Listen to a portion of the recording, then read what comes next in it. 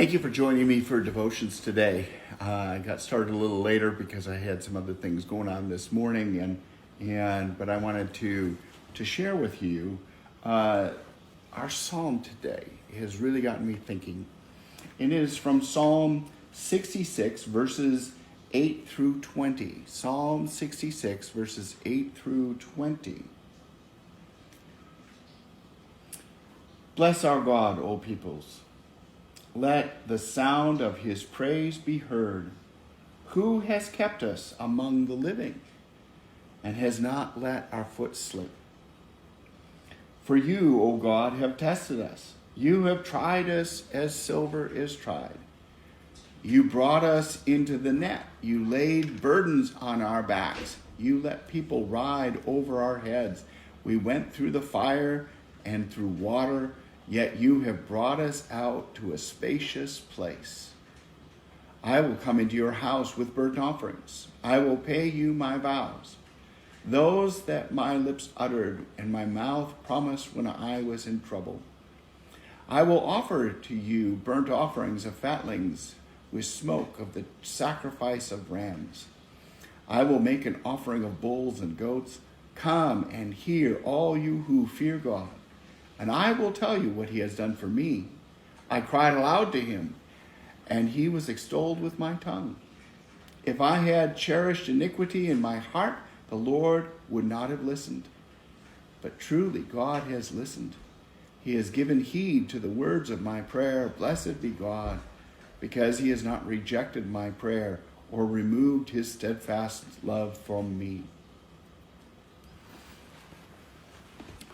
Often we hear in culture, in conversation about faithfulness, where people say, well, if God was loving, God wouldn't do this, or God would not have let this happen. And usually it's a very trying experience.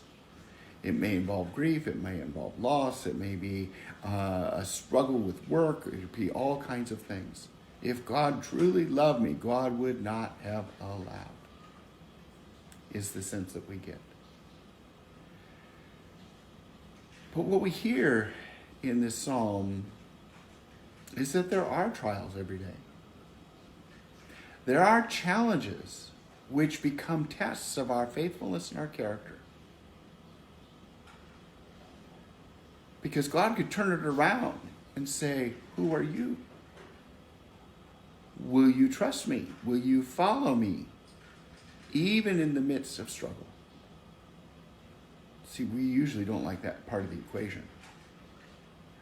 We want it all to be about God and God's generosity and God's goodness, and life is happy and free and good and so on. But we don't want to have to examine ourselves and what is our role in faithfulness, and how do we trust, and how do we do in times of difficulty in terms of remaining faithful to God. We have this image here. For you, verse 10, for you, O God, have tested us. You have tried us as silver is tried. Most of us don't have the experience of refining fire and using precious metals like silver. But the idea is when you melt it and bring it up to temperature, then all the impurities begin to burn off. Wow. Think about that for a moment. All of a sudden, you get to see that which is true, that which is pure, that which is good, which is supposed to be. Remember the other day I talked about righteousness? It does what it's supposed to.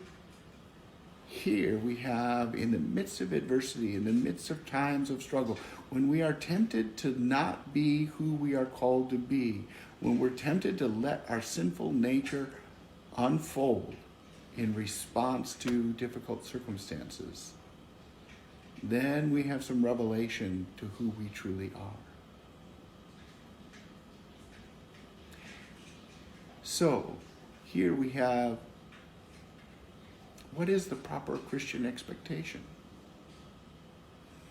Jesus let us know that following him in faithfulness is not usually going to be an easy thing, because the rest of the world pushes back. And it's going to try us, and it's going to challenge us, and it's going to invite us to succumb to the power of sin in our own lives, to give in with crass words or profanity at any given situation, to fall victim to the decision to speak ill of others rather than refer to them in the most kindly way. There are all kinds of ways in which we are tried as an opportunity for us to show what is our faithfulness and what is our character. Now, I'm grateful. I am so deeply grateful that through the love of Christ, that his grace is sufficient for me, so that even when I do falter, even when I do fail, he lifts me up again, and I have an opportunity through repentance to start over and to try again, to let the fullness of God guide me through the power of the Spirit. And so this last part where it talks about but God has listened truly, and he's given heed to the words of my prayer. Blessed be God, because he has not rejected my prayer or removed his steadfast love from me. That's, to me, is the good news. But I don't want to lose sight of the lesson. The reason we talk about repentance, the reason we talk about self-examination of the heart, is because of the trying nature of God, who doesn't protect us from the challenges of life. Doesn't take let me rephrase it, doesn't take those challenges away from us, but lets those be an opportunity for us to show our faithfulness in our character and the goodness that God seeks to instill in our hearts. I'm grateful because the world doesn't play by the rules of God. The world has its own rules, and we learn those far better than we learn the teachings of God.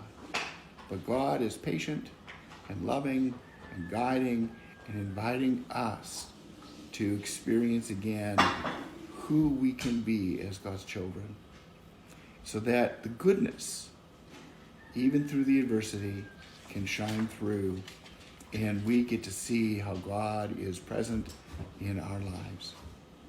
Thanks be to God. Amen.